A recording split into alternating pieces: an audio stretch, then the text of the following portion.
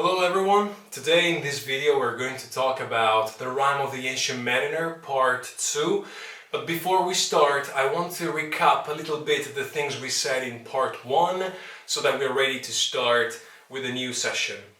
The Rime of the Ancient Mariner is a poem written by Samuel Taylor Coleridge. It's a long poem divided in 7 parts, and in Part 1 we see the protagonist of the poem, the Ancient Mariner, talking to the wedding guest. That's the situation of the poem.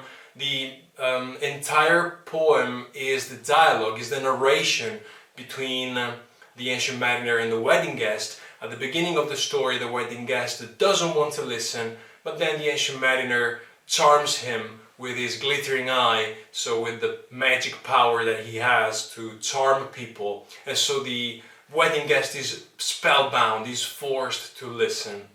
What's this story? The Ancient Mariner tells the story of his ship sailing southward, and when he reaches the equator, there's a huge storm that drives the ship towards the Antarctica, towards the South Pole. While the ship is there, it remains stuck among the ice, and then the Albatross appears. The Albatross, I remind you, is the spiritual manifestation of God in nature, and when this thing happens, the ice starts to crack and the ship can sail again. So that's in general, the summary of Part 1. I just remind you some of the Gothic elements that we introduced in the last part. For example, the ice with the color green, connected to hallucinations and absinthe, and the sounds of the ice, for example, the howling and the roaring that the ice creates, with a sort of personification of the ice, and a typical vision of Gothic imagery, of Gothic art.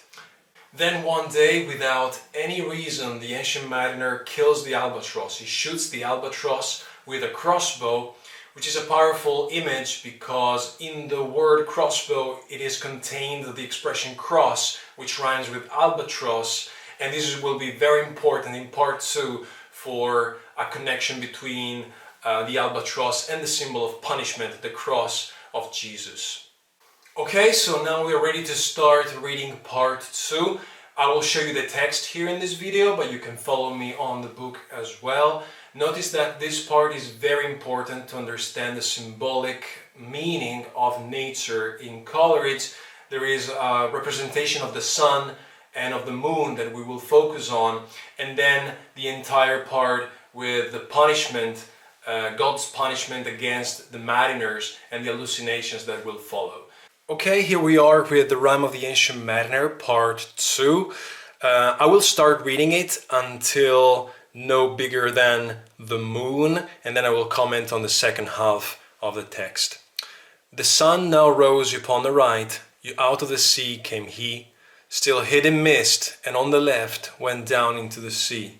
And the good south wind still blew behind, but no sweet bird did follow, nor any day for food or play came to the mariner's hollow.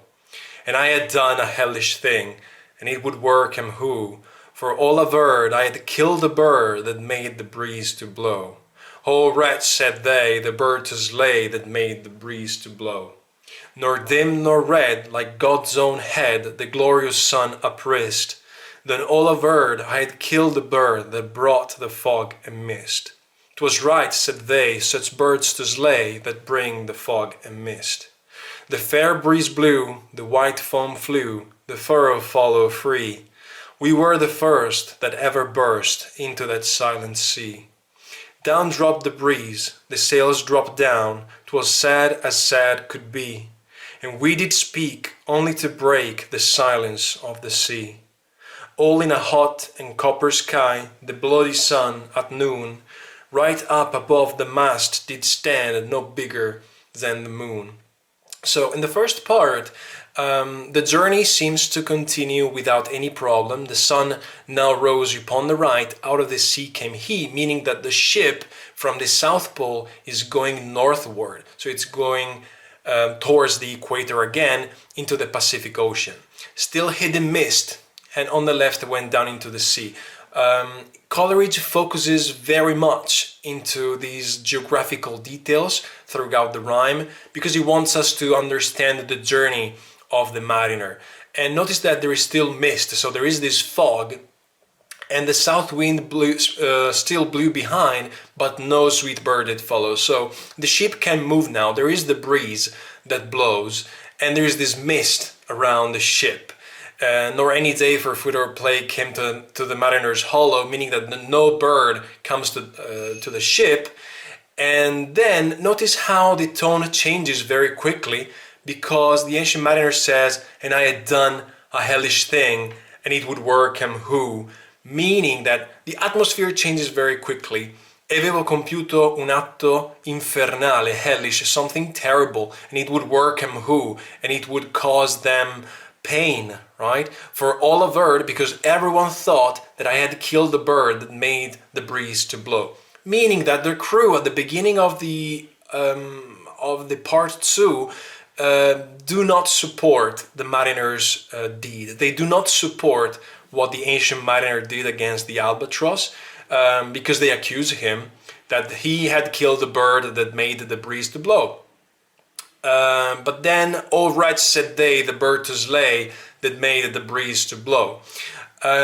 Interesting thing. So the mariner, of course, killed the Albatross, but then the crew react in a different way. At the beginning, they are against him, but then they support him, and that will cause their doom, their terrible fate. Then notice, nor dim nor red, like God's own head, the glorious sun uprist. So, nor dim nor red, the God's own head, meaning that the sun comes out like God's own head, and there is a connection between the sun and God's face. Glorious means full of glory, so it can also be interpreted as full of the glory of God.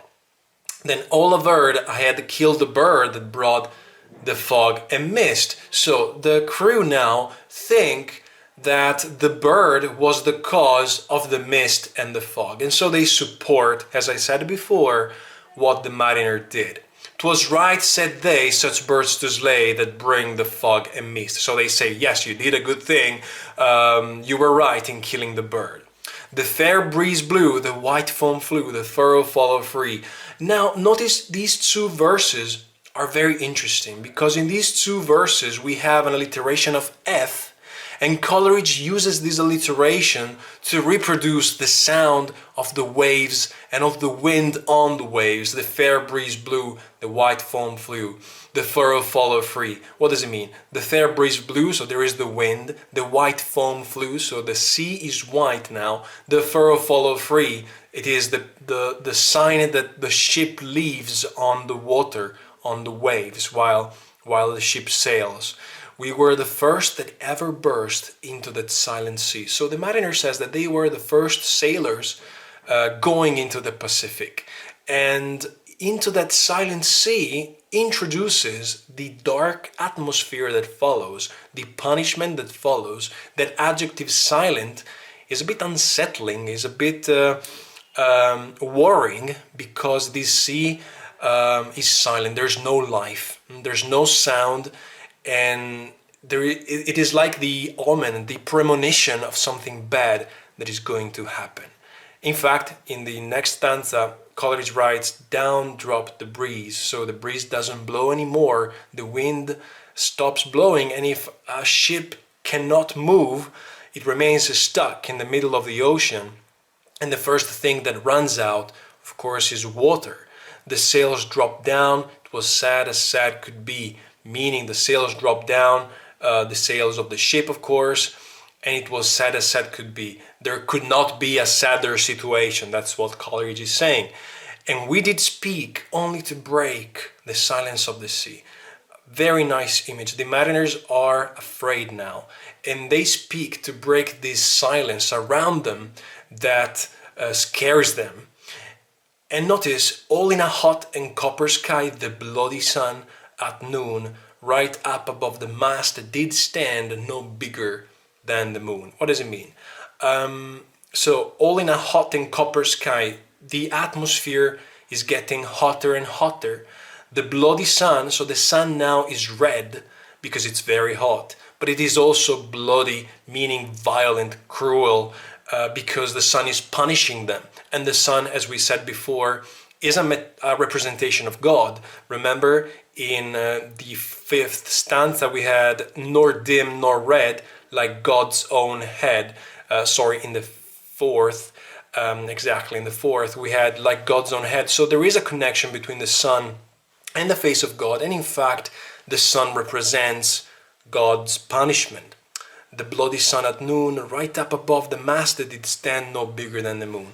It means that they have reached the equator and the sun is very little at noon, so at midday it stands right up above the mast, meaning it is exactly perpendicular to the ship. So they are the equator, no bigger than the moon. So this sun is very small and it is punishing the crew, the entire crew, for what the ancient mariner, has done. And here we are with the second half of part 2. Now notice these two stanzas, the first two are very famous.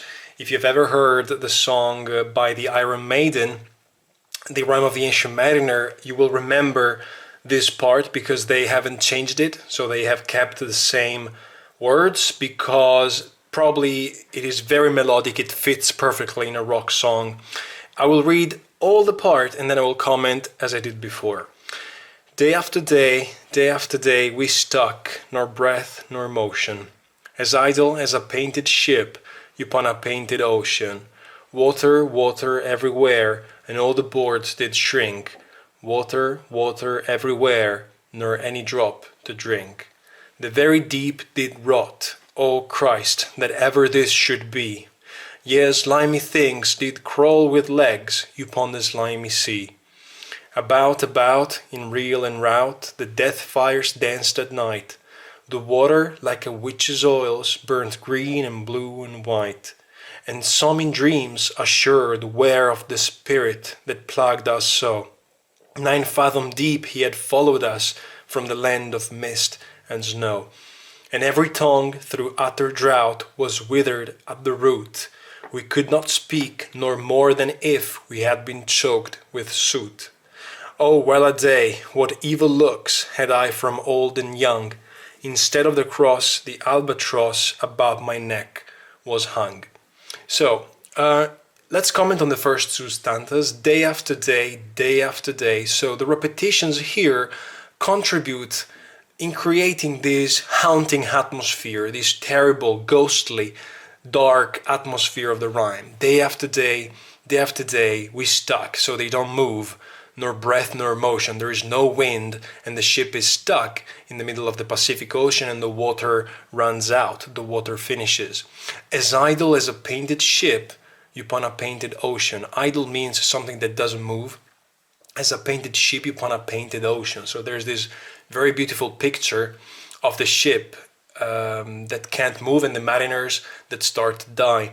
Water, water everywhere, and all the boards did shrink. The boards are the pieces of wood on the ship, and the water is everywhere, but they finish the drinkable water on the ship.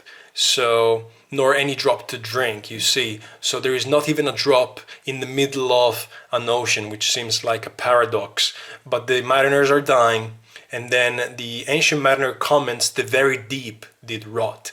And now we have a series of hallucinations, a series of visions of dark Gothic elements that I want you to underline.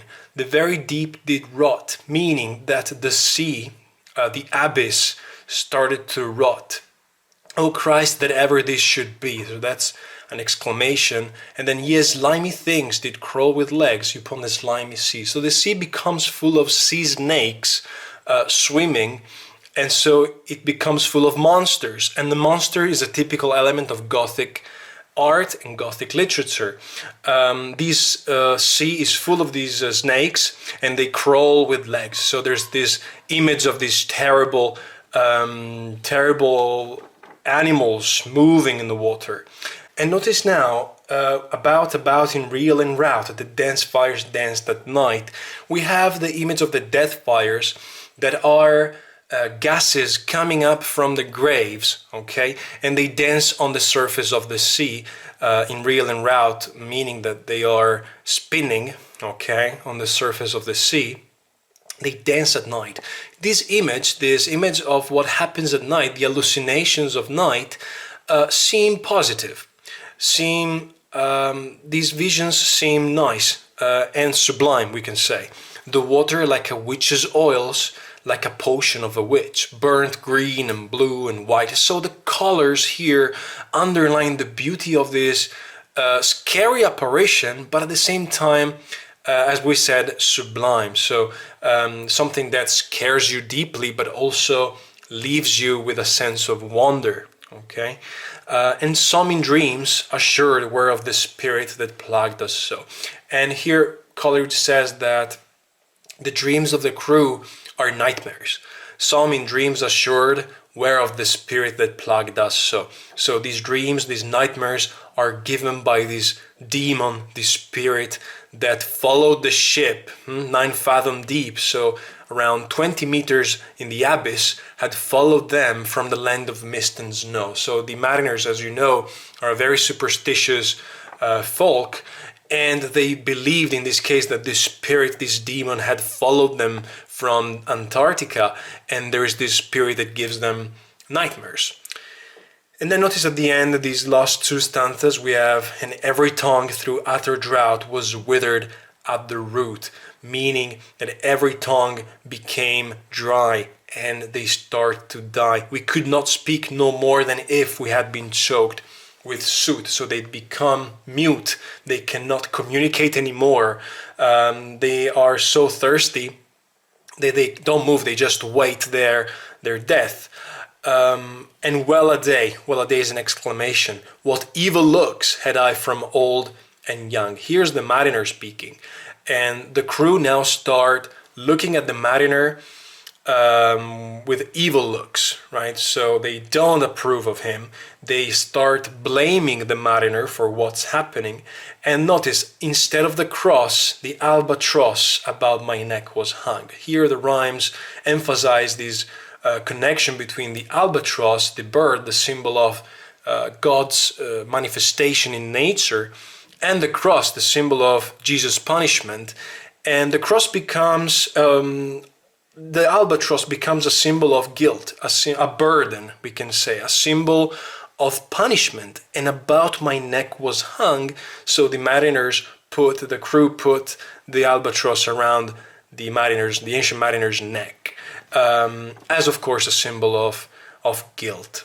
So in part 2 we have seen the punishment of the albatross. What happens to the ship once they leave Antarctica and they sail up towards the equator. One interesting thing here is the symbolic connotation of day and night. During the day, the mariners suffer God's punishment. The sun is associated to God's face, and they suffer from thirst, from drought. Then at night, it seems that the situation becomes more bearable. They can suffer better their pains because they have these hallucinations around them that sometimes can also be positive. The death fires that dance at night have a beautiful connotation. They seem nice, and of course it's a sublime element inside the poem.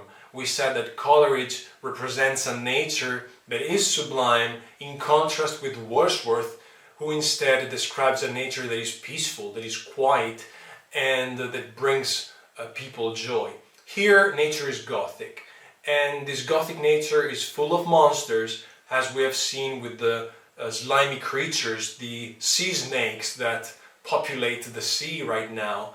But at the same time, we have Gothic elements that create a beauty, a sort of dark beauty in nature. Also, remember to pay attention to the sounds when we study the Rime of the Ancient Mariner, which is a ballad, meaning that the sounds have a deep connotation, a deep meaning in the general sense of the poem. So, for example, remember the stanza in which Coleridge emphasizes the sounds of the sea and the sound of the wind on the waves with the alliteration of F. That is a very clear example of how Coleridge creates this atmosphere in his poem. Thank you for watching, and till next time.